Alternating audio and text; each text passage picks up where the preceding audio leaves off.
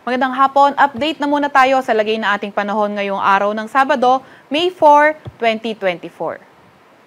Sa kasalukuyan nga ay easterlies pa rin o yung mainit na hangin galing karagatang Pasipiko, patuloy yung epekto nito sa ating bansa at itong easterlies nagdadala ng maulap na papawirin, mga kalat-kalat na pag-ulan, pagkidlat, pagkulog dito sa may Davao Oriental, Davao Occidental at Sarangani. Kaya yung ating mga kababayan na nakatira sa mga areas na yan ay pinag-ingat natin sa mga banta ng pagbaha o pagguho ng lupa. Para naman sa lagay ng panahon sa Metro Manila at sa nalalabing bahagi ng bansa, partly cloudy to cloudy skies, mga tsansa pa nga rin ng localized thunderstorms ang posible. Wala pa rin tayong namomonitor na low pressure area or bagyo sa loob or malapit sa ating Philippine Area of Responsibility. Para naman sa lagay ng panahon bukas, sa Metro Manila at sa buong Luzon, fair weather conditions ay na-expect natin bukas, pero may mga tsansa pa rin ng mga localized thunderstorms.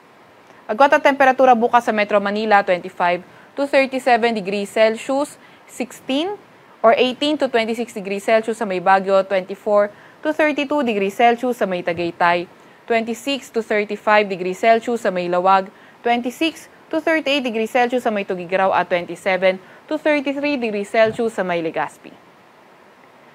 Para naman sa Puerto Princesa, 27 to 35 degrees Celsius, ganun din sa may Kalayaan Islands.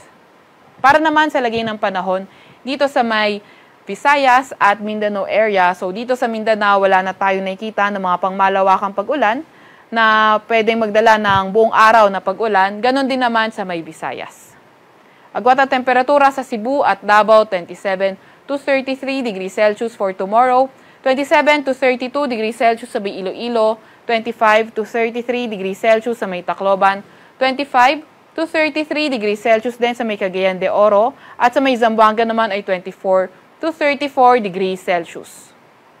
Wala pa rin tayong nakataas na gale warning sa kahit na anong baybayin ng ating bansa. Para naman sa 3-day weather outlook ng mga pangunahing syudad natin, so nakikita natin Monday to Wednesday, wala naman tayo nakikita mga weather system na posible magdala ng mga pangmalawakang pag-ulan sa ating bansa, kaya fair weather conditions pa rin sa susunod na Mondays until Wednesday.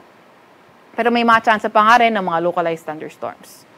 Sa Metro Manila, agwat ang temperatura, 25 to 37 degrees Celsius. Dito naman, sa may Baguio City, posibleng umabot ng 27 degrees Celsius ang maximum temperature. At dito naman, sa may Legazpi City, posibleng umabot ng 33 degrees Celsius ang maximum temp. Mga pangunahing syudad naman sa may Visayas area, up to 33 degrees Celsius ang maximum temperature.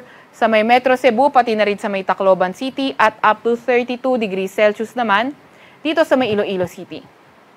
Para naman sa mga pangunahing syudad, sa Mindanao area sa may Davao, posibleng umabot ng 33 degrees Celsius ang maximum temperature, pati sa Cagayan de Oro, posibleng umabot ng 33 degrees Celsius ang maximum temperature, at sa may Zamboanga City, 25 to 34 degrees Celsius agwat ng temperatura. Sa Kalakhang, Maynila, ang araw ay lulubog mamaya 6:14 ng hapon at sisikat bukas ng 5:32 ng umaga. Huwag magpapahuli sa update ng Pag-asa. I-follow at i-like ang aming Facebook at Twitter account, DOST_Pag-asa. Mag-subscribe sa aming YouTube channel, DOST-Pag-asa Weather Report, at bisitahin ang aming website, pag-asa.dost.gov.ph. At yan po munang latest mula sa Weather Forecasting Center ng Pag-asa, Veronica C. Torres.